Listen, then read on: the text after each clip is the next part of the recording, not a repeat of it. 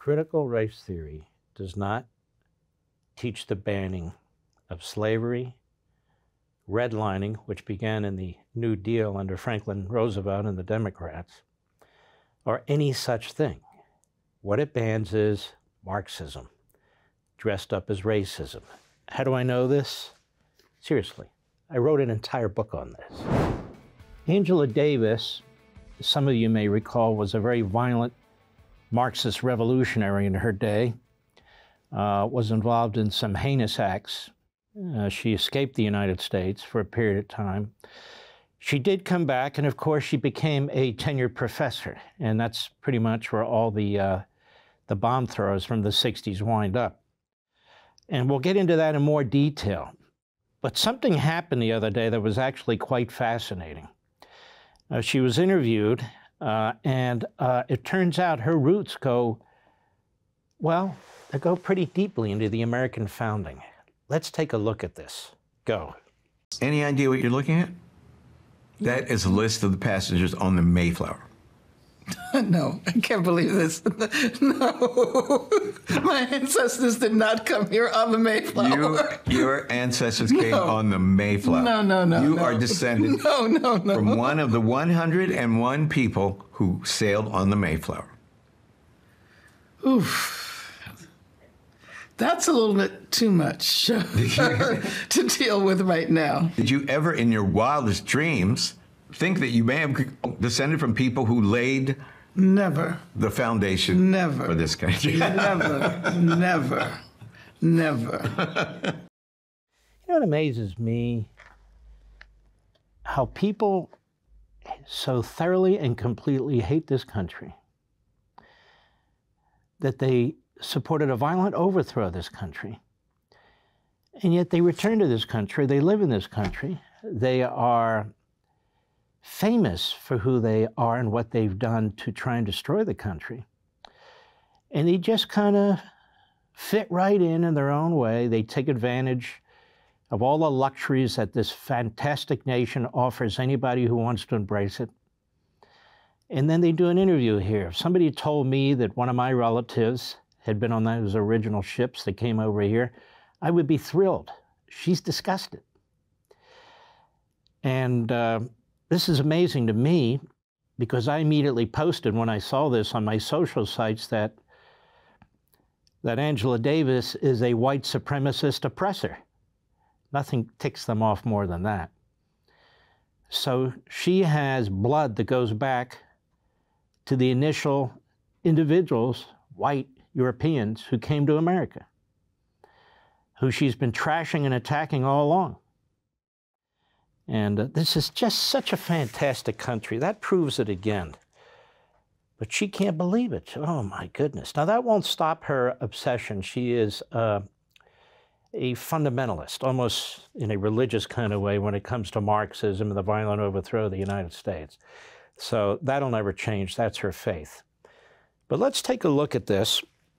A little bit of history about Angela Davis. Also from our friends at PBS. This is in 2022 and then earlier in 2021. Go. In April 1970, a deadly shooting incident unfolded at the Marin County Courthouse in Northern California. Law enforcement officers traced guns from the crime scene to their legal owner, an influential activist, author, and academic named Angela Yvonne Davis. They issued a warrant for her arrest. Suspecting the authorities would not treat her fairly, she fled. So the FBI put her on their most wanted list and circulated this poster. But the Bureau's attempt to use these photographs to turn her into a public enemy backfired. Instead, the figure of Angela Davis became a powerful symbol of a popular liberation struggle. In the mid-1960s... Right, hold on. It didn't backfire. She fled to Cuba. Now, the 1960s was a period of time when you had these Marxist radicals, many of which were funded by the Soviet Union and the Communist Party USA and so forth and so on. David Horowitz has written extensively about this and talked about it. He was part of it, as have others.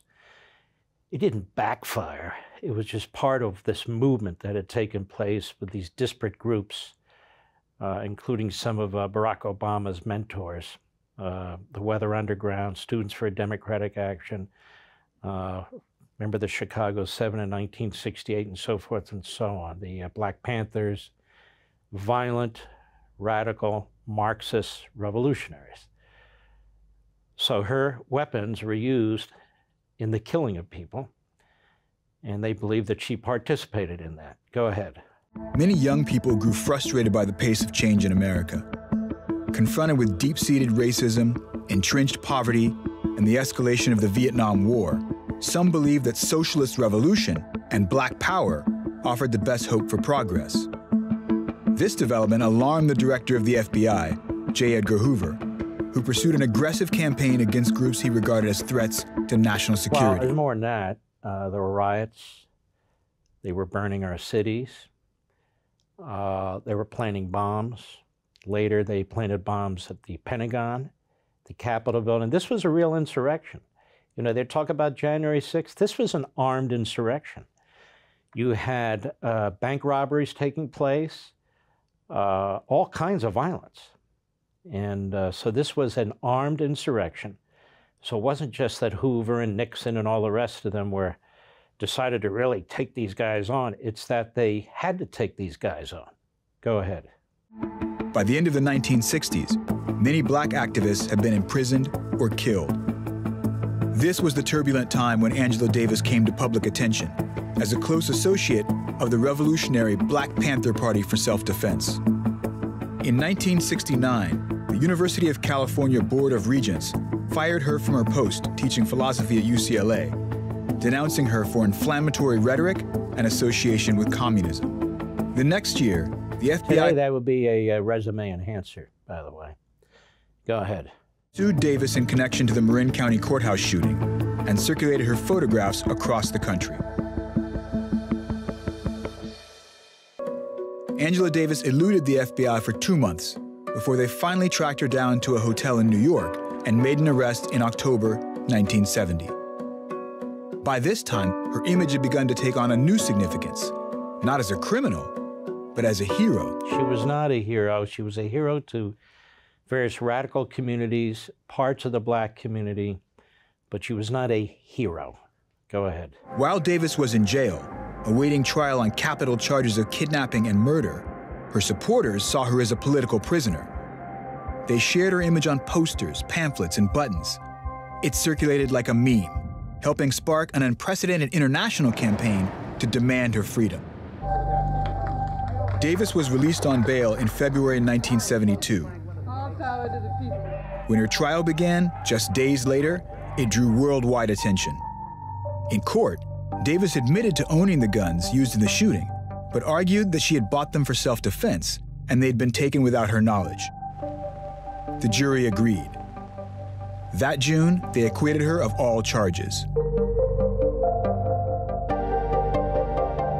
The image that was intended to make her appear as a criminal had also helped to set her free. In her own words... Isn't it amazing? So we have a criminal justice system. The result you can consider as you wish. But the jury finds her not guilty.